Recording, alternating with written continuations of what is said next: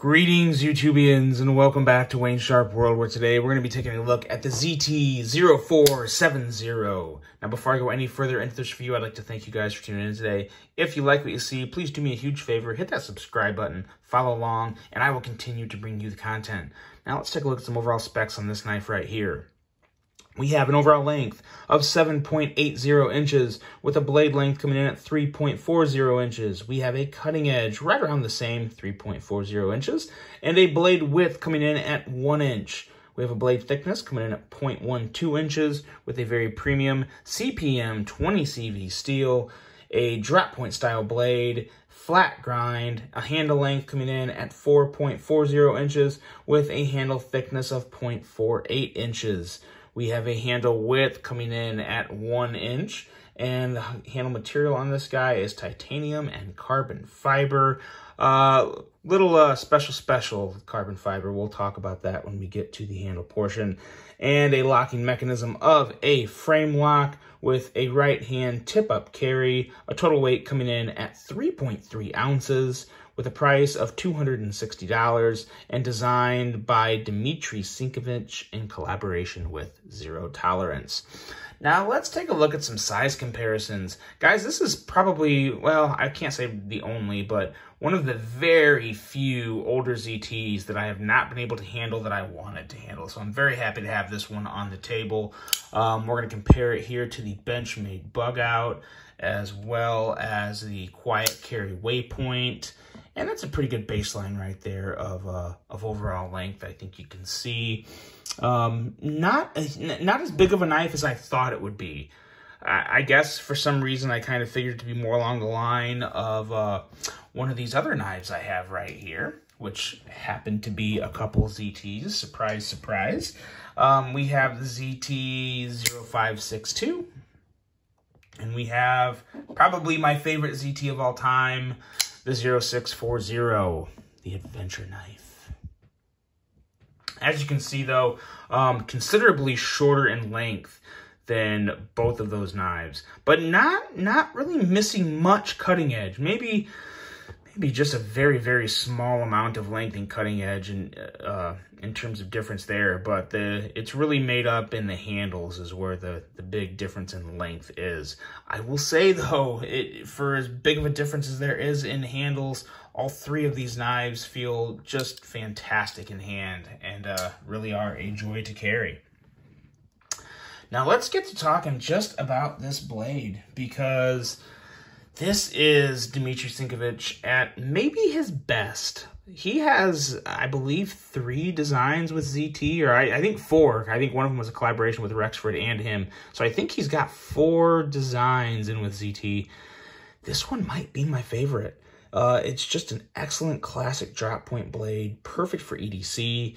An edge coming in at 21 thousandths, so it's plenty good enough for pretty much all of your EDC issues, and just going to make for a really good working blade. Not exactly a slicing beast, but plenty sharp enough to do some relatively respectable slicing of its own. Now, you do have some nice jimping on the spine of the blade here. Makes it even more ready for heavier day cutting tasks. And I guess we'll save this for the ergos, but the way it sits in your hand, it really does help your thumb just find that jimping very easily and keep it there. Like, that's where it's supposed to be. It's a very immediate placement in the hand. I like that a lot. I really do appreciate the minimal flipper tab on this knife, and what I really appreciated about it is that it actually just works fantastically. It's not one where you have to really worry about putting too much pressure on the lock bar. Sometimes you can really have that issue, especially with smaller flipper tabs, because they're just, you know, they can be a little more fidgety, a little more touchy when it comes to that. But this one's not. Just has great jimping, just enough of it there to really kick that blade out, and it does a really good job. Now, going into the handle and ergos, that's where this knife is a little different than the stock knife. Now, what it has here, the carbon fiber insert of Fat Carbon's Dark Matter, which happened to be red, and it looks amazing, has nothing to do, what's not going to affect the ergos or anything like that, purely aesthetics, but it looks fantastic. Anytime you can put fat carbon of any kind, and especially dark matter on a knife, it's going to make it better, guys. I can promise you that. This is absolutely no exception, and just another really good example of how it does. Now, you also have a deep carry clip. I believe this is maybe an MXG deep carry clip. I'm almost positive this is not a Lynch Northwest clip. I would say this is MXG, which still makes some fantastic clips, guys. If you ever can't find what you're looking for at Lynch Northwest, MXG is another place to go look. They make some pretty darn good clips, and I've had a couple of their deep carry clips on different ZTs of mine. So highly recommend those. Nice clips. And as far as how the actual handle just sits in your hand, like I said, it's got just enough contouring and curvature in the handle to where it really does just hug the hand. I do feel that deep carry clip a little more than I'd want to, but it's kind of the trade-off you get for getting rid of the horrible clip that comes on this thing, because it's just not a very nice clip. You put this on, it carries deeper, kind of disappears in the pocket in terms of, the actual knife coming out. But it still carries very well. This is not a thick knife, not a wide knife, very much in line with just your regular EDC. So do like how it carries a whole lot. But there's really nothing to pick apart on the handle of this knife. Very solid, very useful. It just all makes sense. It all makes sense, and it just comes together great when you actually have it in hand and are going to use it. No real issue there. I do think, though, if I got an aftermarket clip on this knife, which I would get an aftermarket clip, I don't think I'd get a deep carry, though. I'd probably get like a milled titanium clip. It may be a little hard to find. Maybe something like an Adam Purvis clip would be really sweet if he makes it for this model. I'm sure he probably has at some point, but I mean, he probably doesn't have any in stock. But you'd have to just find one. It could be a search. But this is a nice enough knife to where I think it could justify, going the extra mile and getting something real unique to put on it. Because everything about it really does kind of say, elegance and quality. Really like the little micro milling it has on the sides here. I don't know how much it really helps with the grip of the knife, but it just feels good having that extra contouring. Like that a whole lot. And I really love the design around this lock bar area. This is something that gets overlooked, I think, by a lot of people. But you have the nice little curvature up in here and, kind of carving out to open up this area. And then this area down here, it's not just, easy to get to. It's also contoured, and it has that little extra bit taken off there to give your thumb something to push into. And it works just, it's perfect. It really is perfect. I have no issues with it. There's no hot spots, or there's nothing that is annoying to my thumb there. And it just feels really great to close this knife. Not a whole lot of knives I say that about. Sometimes you just close a knife and you talk more about the deployment and like the speed of how it closes and the smoothness of it. But there's not a lot of people that always talk about, this actual area and just how enjoyable that is, because that can be enjoyable if it's done right. This one is done right. You have a very solid lockup, got your over travel stop, your lock bar insert, so good to go there.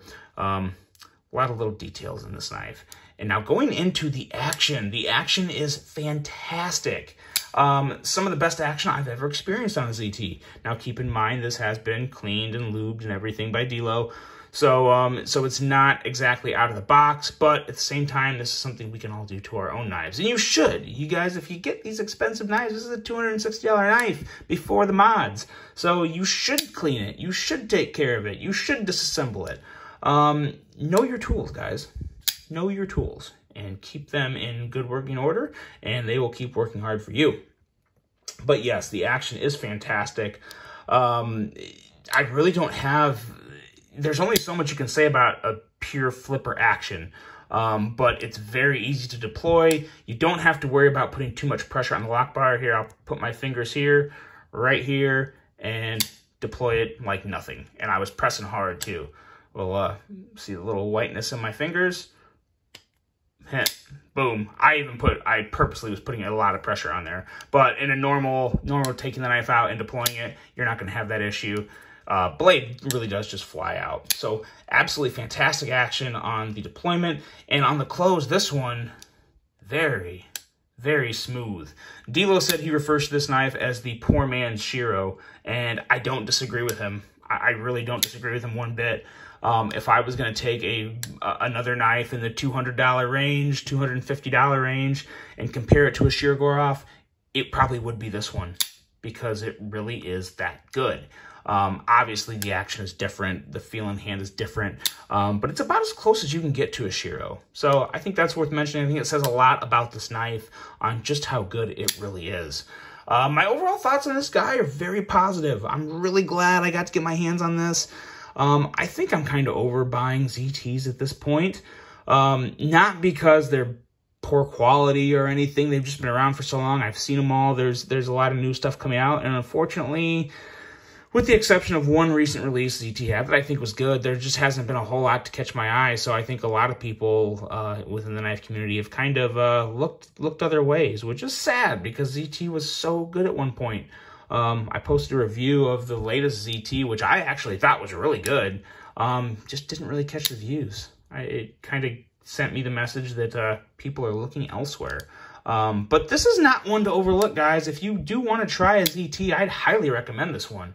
It really is a fantastic knife with a nice, unique inlay, great ergos, great blade. There's a lot of good things to like about this knife. So kind of take it for what it's worth, but let me know. What do you think about this knife? Have you ever handled this one? I think this is one of the more underrated ZTs in their glory year lineup, I guess, or glory years. Kind of they take those, that 2 or 3 years of when they were really just killing the game.